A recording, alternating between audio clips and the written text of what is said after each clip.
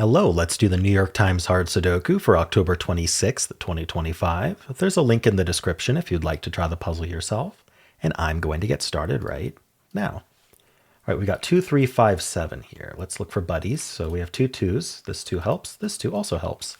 Places the 2 in this box. In general, when you have 4 of a digit looking into a box, you can always place it in that box, guaranteed.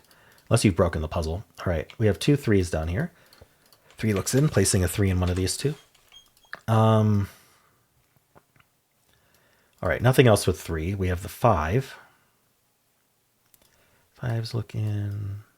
Nothing with 5. How about 7? 7's looking here. This 7 looks up.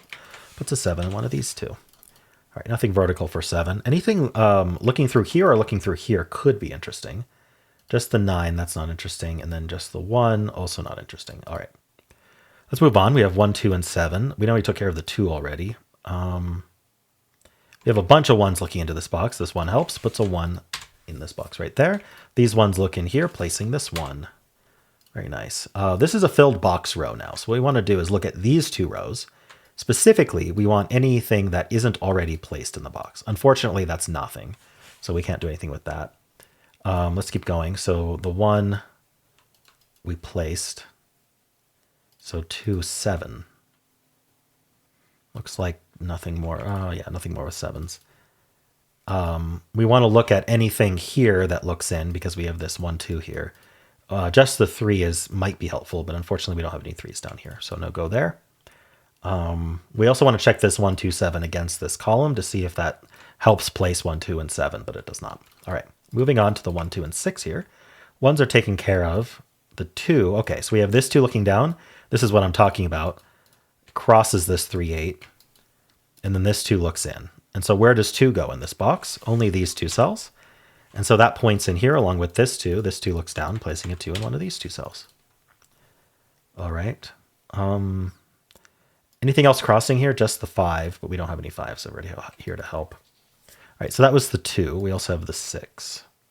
2 6s look in here, putting a 6 in one of these 2. When we do that, we want to check this row for where 6 goes because we know it's not in this box. It's also not where these givens are. This 6 looks in. Unfortunately, there are 3 places left. So we can't do anything with that. Before we move on from the band, we want to look for low-hanging fruit. So we have this box, which is down to 4. And we have this row that's down to 4. So we're going to look at both, starting with the box. We have 1, 2, 3. We need a 4, 6, 8, 9. So we see that the 8 looks in, putting an 8 in one of these 2. And so these are 4, 6, 9. And then this can't be 9, so this is 4, 6, 8. I believe this can be any of them, so we're not going to mark that. And then this row is down to 3, 4, 8, 9. Okay, this sees a 9, so it's 3, 4, 8. And then this sees an 8, so it's 3, 4, 9. But these can be any of them, unfortunately. So I think that's what we get out of that band. Let's move on to the next band. We have the 3s. They buddy up, putting a 3 in. Oh, actually, this 3 helps. All these 3s look in, placing this 3. So now this can't be a 3. 2 3s look up. This 3 looks in, putting a 3 in one of these 2. So that was the 3.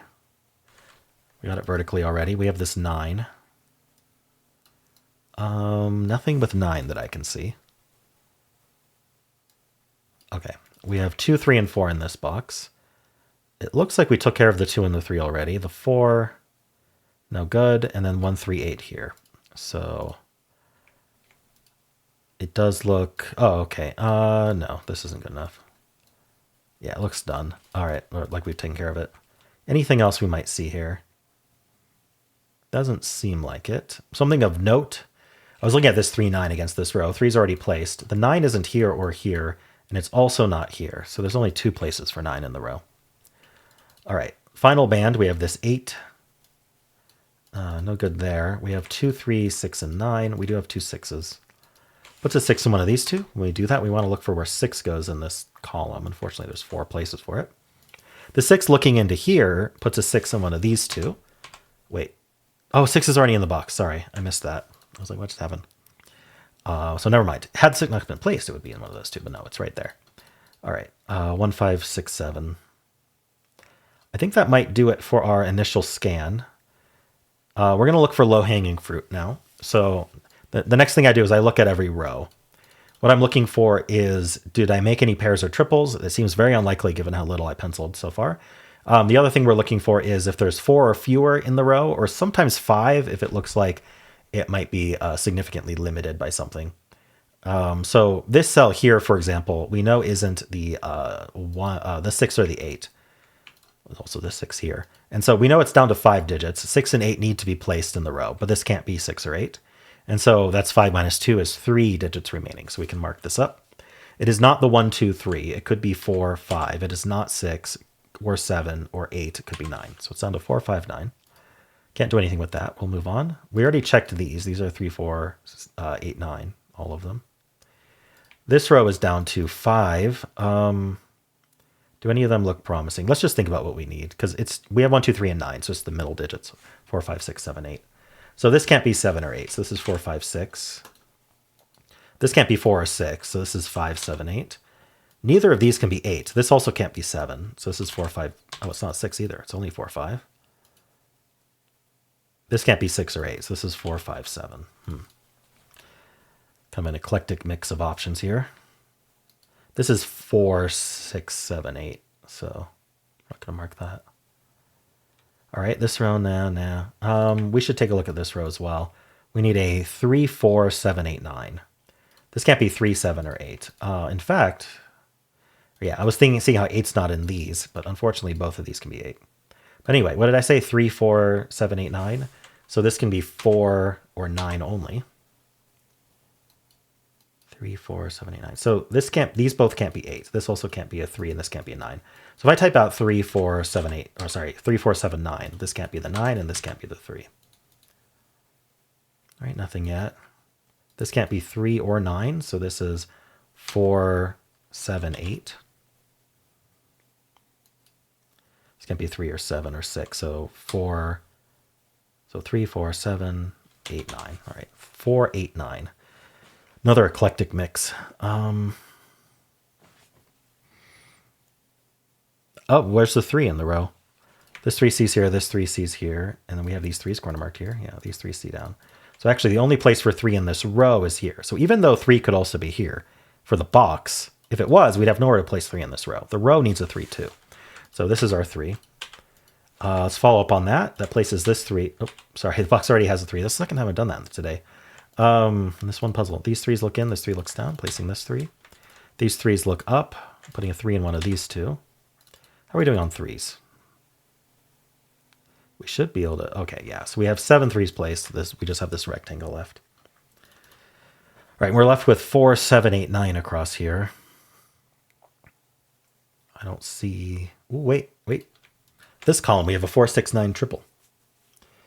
All I have to do is say we don't see, and then before I finish the sentence, I'll see something. That's the trick.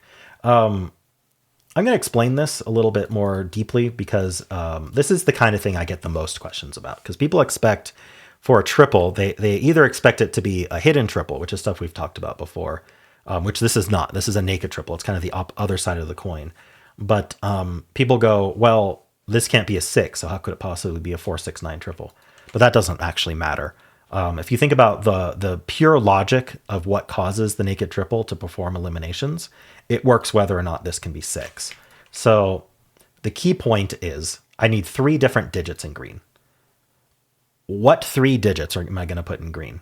Well, we know that this can be a 4, 6, or 9. It's going to be a 4, 6, or 9. We don't know which one, but it'll be one of those.